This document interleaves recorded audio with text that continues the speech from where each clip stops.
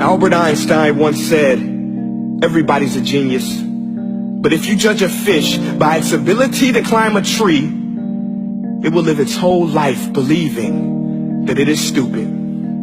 Ladies and gentlemen of the jury, today on trial we have modern day schooling. Glad you could come. Not only does he make fish climb trees, but also makes them climb down and do a 10-mile run. Tell me, school, are you proud of the things you've done? Turning millions of people into robots, do you find that fun? Do you realize how many kids relate to that fish swimming upstream in class, never finding their gifts, thinking they are stupid, believing they are useless? Well, the time has come, no more excuses. I call school to the stand and accuse him of killing creativity, individuality, and being intellectually abusive. He's an ancient institution that has outlived his usage. So, Your Honor, this concludes my opening statement, and if I may present the evidence of my case, I will prove it. Proceed. Exhibit A. Here's a modern day phone. Recognize it? Here's a phone from 150 years ago. Big difference, right? Stay with me. Here's a car from today, and here's a car from 150 years ago. Big difference, right? Well, get this. Here's a classroom of today, and here's a class we used 150 years ago. Now ain't that a shame? In literally more than a century, nothing has changed.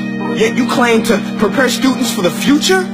But with evidence like that, I must ask, do you prepare students for the future or the past? I did a background check on you and let the record show that you were made to train people to work in factories, which explains why you put students in straight rows, nice and neat, tell them sit still, raise your hand if you want to speak, give them a short break to eat, and for 8 hours a day tell them what to think. Oh, and make them compete to get an A letter which determines product quality, hence grade A of meat.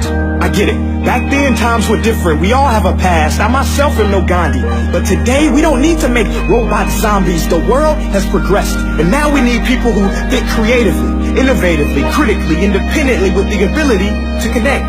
See, every scientist will tell you that no two brains are the same. And every parent with 2 or more children will confirm that claim.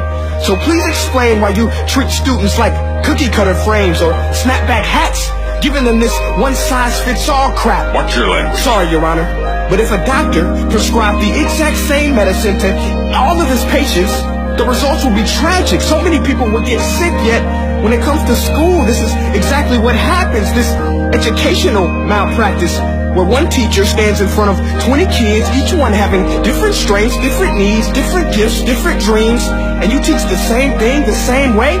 That's horrific. Ladies and gentlemen, the defendant should not be acquitted. This may be one of the worst criminal offenses ever to be committed. And let's mention the way you treat your employees. Objection. Overruled. I want to hear this. It's a shame. I mean, teachers have the most important job on the planet, yet they're underpaid? No wonder so many students are short-changed. Let's be honest. Teachers should earn just as much as doctors, because a doctor can do heart surgery and save the life of a kid. But a great teacher can reach the heart of that kid and allow him to truly live. See, teachers are heroes that often get blamed, but they're not the problem. They work in a system without many options or rights. Curriculums are created by policymakers, most of which have never taught a day in their life. Just obsessed with standardized tests. They think bubbling in a multiple choice question will determine success. That's outlandish. In fact, these tests are too cruel to be used and should be abandoned, but don't take my word for it. Take Frederick J. Kelly, the man who invented standardized testing, who said, and I quote, "These tests are too cruel to be used and should be abandoned." Ladies and gentlemen of the jury, if we continue down this road, the results will be lethal. I don't have much faith in school, but I do have faith in people. And if we can customize healthcare, cars, and Facebook pages, then it is our duty to do the same for education, to upgrade it, change it, do away with school spirit, because that's useless. Unless we're working to bring the spirit out of each and every student, that should be our task. No more Common Core. Instead, let's reach the core of every heart in every class. Sure, math is important, but no more than art or dance. Let's give every gift an equal chance. I know this sounds like a dream, but countries like Finland are doing impressive things. They have shorter school days. Teachers make a decent wage. Homework is non-existent, and they focus on collaboration instead of competition. But here's the kicker, boys and girls.